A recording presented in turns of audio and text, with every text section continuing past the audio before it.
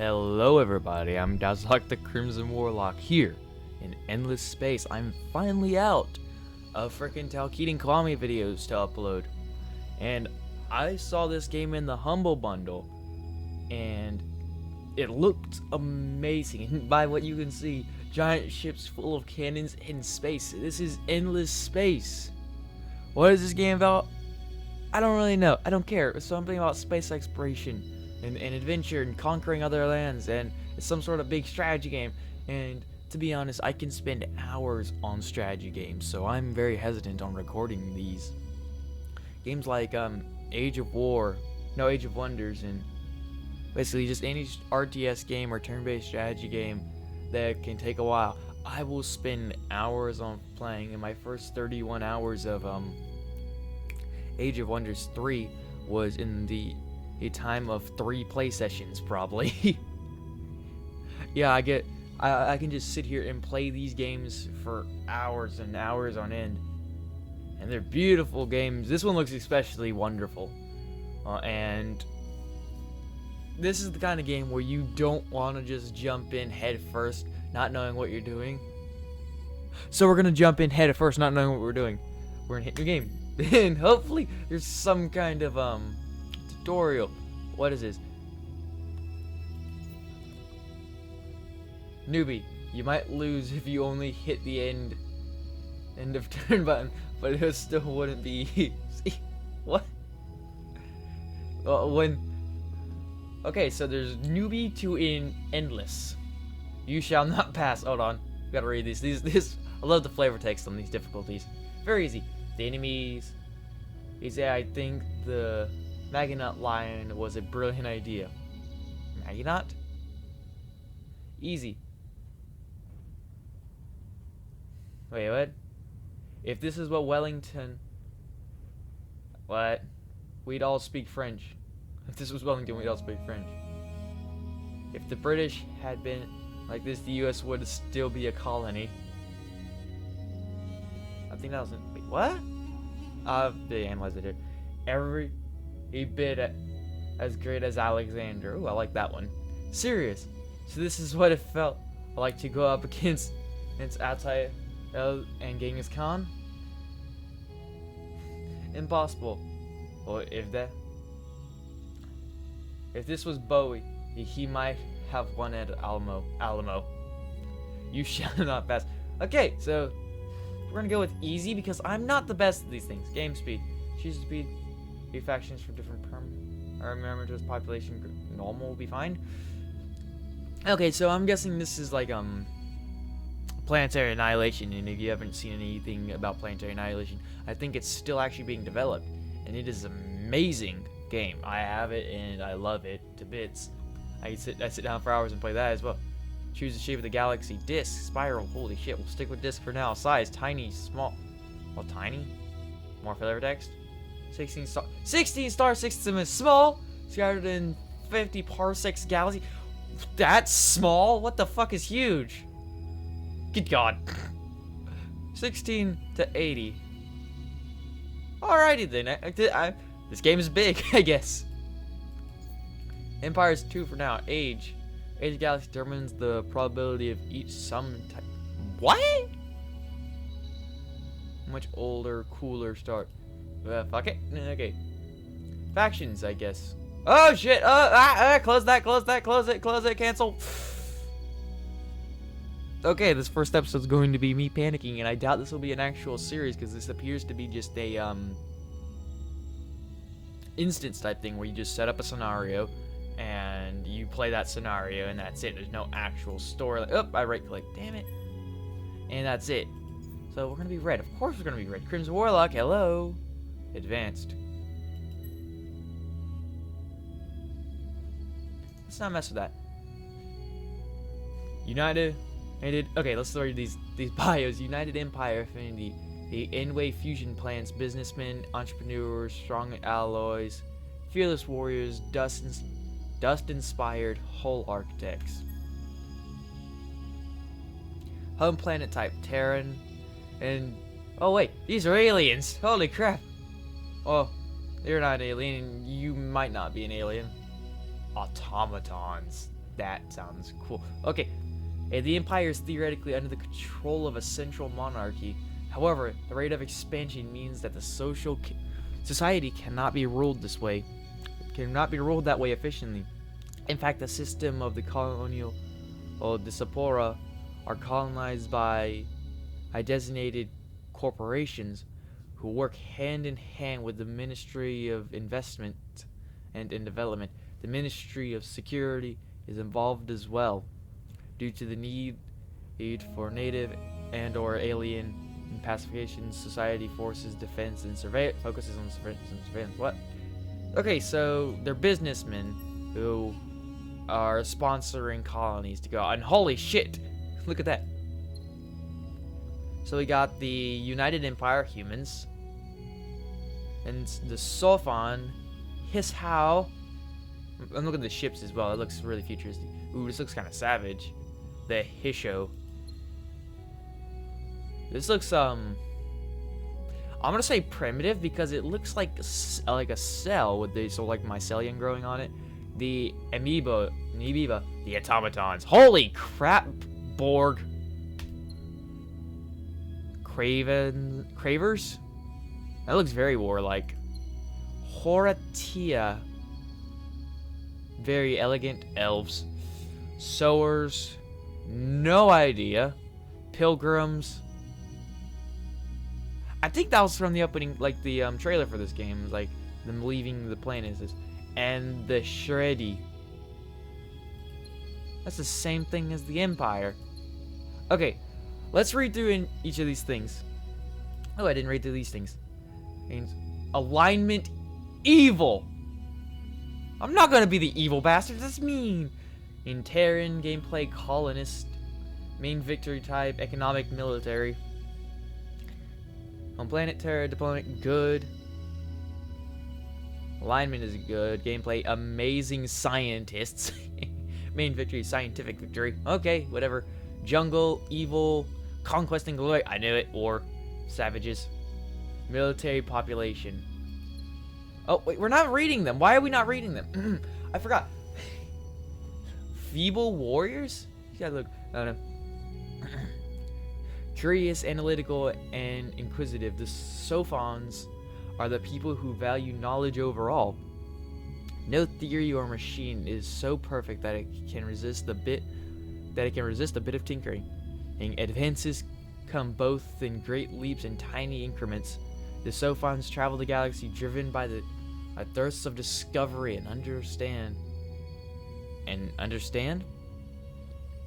They therefore view war as nothing more than a distraction and from the serious things in life. However, given their advancements in technology, they can become a surprisingly dangerous foe. So like, there's many. So each one of these guys, each one of these races or factions can be a different playstyle entirely. Such as the Sophons will be very peaceful and crap, right clicked again, and will be very peaceful and shiz, while the these guys will just go out and kill everybody. It's like, okay, we own this place, kill everything on this planet. Now these guys will be kill everything in sight and eat it. The Hishao are modern and civilized peoples. They don't look it. Okay. They descendants from avian DNA. So you're like Samus? Bird people! However, they are avian, and in a way that many species of dinosaurs had avian characteristics. Oh, so they're avian birds, so they're dinosauric birds. In fact, they are not unlike feathered, or I don't know, a race of highly competitive tribal warriors, whereas their history is one of bloodshed, conquest, vengeance. So I was right about that. That demonstrate domination. While this has created a very hardy, aggressive, and dangerous people, it has also slowed their advancements and limited their numbers. When they did reach the stars and find other people waiting for them, their reaction was to conquer and dominate. Their innate and learned sense of fight make them superior pilots. Okay, what about the Amiibos? Oh, they're ocean people, of course. They're naturally good. They're like those jelly people from Mass Effect. Gameplay, exploration, and diplomacy. Main victory type, diplomatic and military. Hold on! Exploration, diplomacy, and military victory. Okay, let's analyze this thing. Assimilate. Eat everything. A highly evolved form of lower species. Ha! I was right about that a little bit. Am I actually saying these theories in my head, or am I just, coming them up and just letting them run off? I don't know. I've just, profiled all these people. Like, this guy, the Horatu, a huge asshole. Neutral, huge asshole. We don't give a shit about you. That's what neutral is. A highly evolved form of lower species. These colorful beings come from an ocean world, evolving slowly over millions of years with plenty of time to philosophize. So it is those things from Mass Effect, those really religious guys. I don't remember what they were called. It is not surprising that the Amiibo are diplomatic, cultural, and intellectual, wise and urban. They have an exceptionally high emotional intelligence and are usually open to other aliens and intelligent species. Their goal is to travel, meet, and learn, and through their relatively defenseless nature or form have bred into them and the need to turn all situations to their advantage and to be in control of their destiny. Though the Amiibo do not feel that their nature is to dominate and conquer, they can be viewed as warriors whose weapons are diplomacy and trade. It looks to me like they have lots and lots of guns on those ships. Lots of guns. Automatons. Ooh. These things look interesting. Home planet type jungle? What? Diplomatic alignment good. Hold on, let's just see. Okay, so you're good. You're evil. I'm guessing you're evil. Yeah, you're evil. You're neutral. We know that. Neutral? Yes. Good.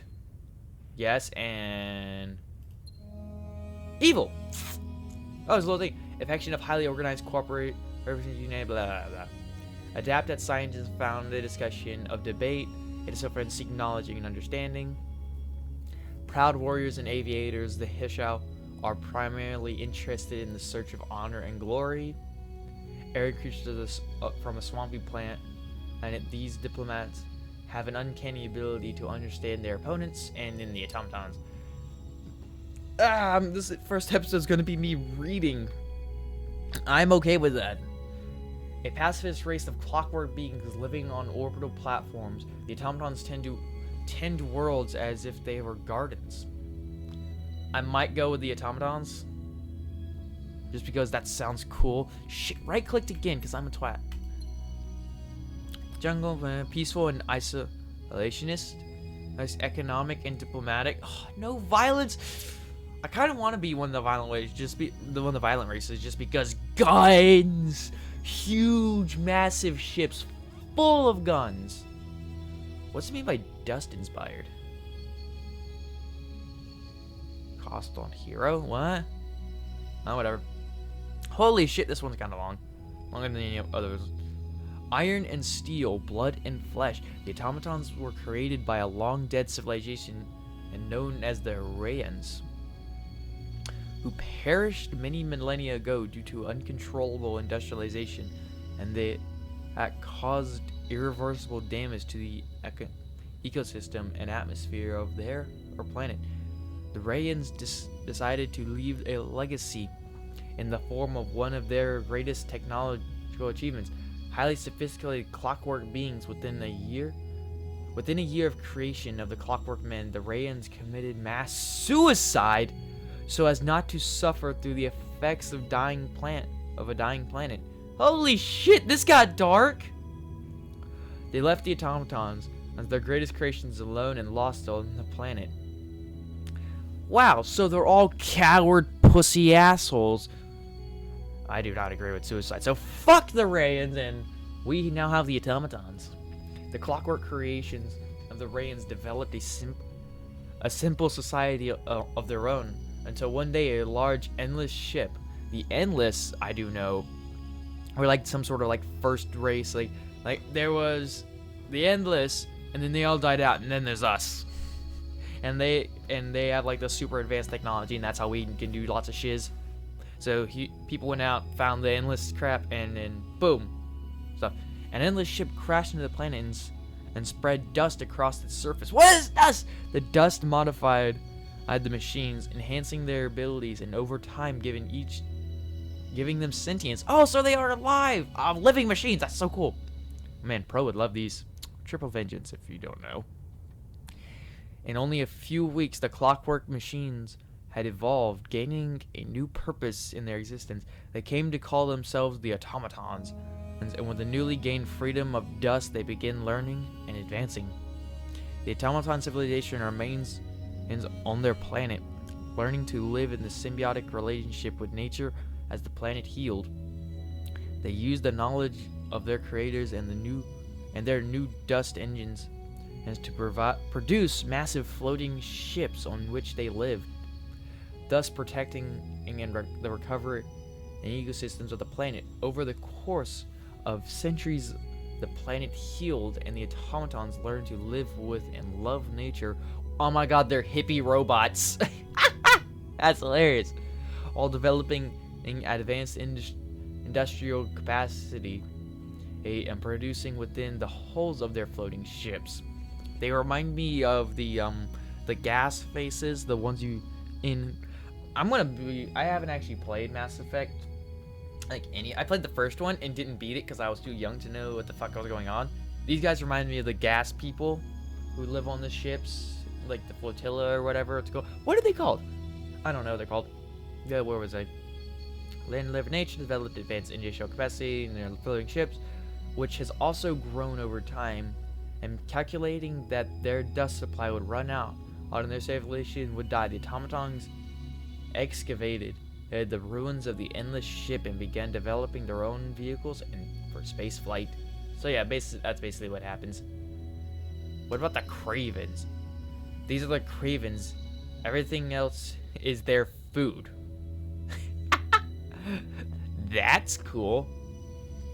That might be fun to play as, actually. Arid, evil, consume worlds, main victory type, military. I might play them just because that sounds fun. Eternal war. Please tell me what that is. Can't be at peace with other factions. Oh, violent run right there. Hold on, I'm gonna see if that's the same as anything else. Nope, I'm looking for this picture. Nope, the other one's the same as this because they are pretty much the same. A loyal elite faction within the Imperial Navy, the Sheriday fleet has the right to display its traditional colors.